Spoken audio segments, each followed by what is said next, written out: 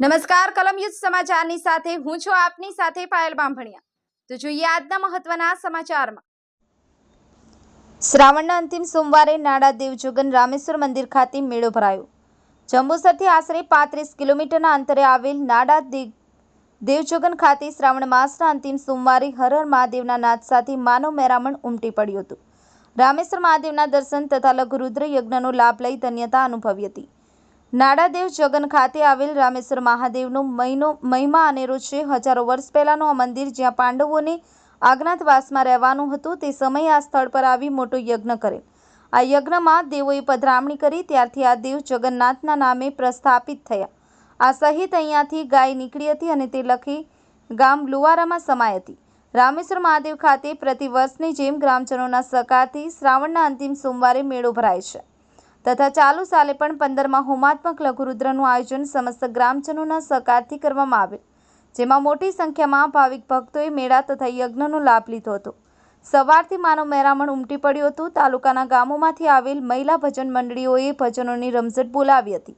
બાલુભાઈ ગોહિલ સહિત આયોજકો દ્વારા મફત છાસ ચા વિતરણ તથા ભંડારાનું સુઆયોજન કરવામાં આવ્યું હતું। ભક્તોએ દર્શન પૂજન તથા મહાપ્રસાદનો લાભ લઈ ધન્યતા અનુભવી હતી। રામેશ્વર મહાદેવ ખાતે જંબુસર તાલુકા પંચાયત પ્રમુખ નીતિનભાઈ પટેલ, મહામંત્રી બળવંતસિંહ પઢિયાર સહિત અગ્રણીઓએ દર્શનનો લાભ લીધો હતો। બ્યુરો રિપોર્ટ કલમ યુદ્ધ સમાચાર રમેશ સત્યની સાથે।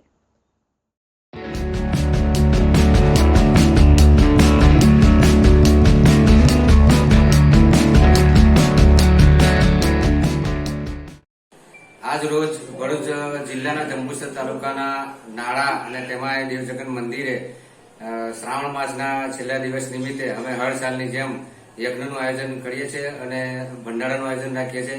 અહીંનો મહિમા એવો છે કે હજારો વર્ષ જૂનું આ મંદિર છે અને અહીંયા પાંડવો જ્યારે વિરાટ નગરમાં હતા અને એક સાલ એમને અજ્ઞાતવાસમાં જ્યારે રહેવાનું હતું ત્યારે અહીંયા આગળ આ સ્થળ ઉપર આવી અને એમને શિવલિંગ થાપી અને યજ્ઞ મોટો કર્યો હતો અને તે સમયે દેવોએ પધરામણી કરી હતી આહુતિ આપવા માટે, દેવો અને ઋષિમુનિઓએ। ત્યારથી આ જગ્યાનું નામ દેવજગન પડેલું છે અને આ જગ્યા સાથે લખીગામ લુવારાનું જે ગામ છે ત્યાં પણ એક મંદિર જે છે કે અહીંયાથી જે ગાય જતી ત્યાં જે સમાઈ ગઈ ત્યાં તે પણ અહીંયા આ નામ સાથે જોડેલું છે, આ ગામના નામ સાથે।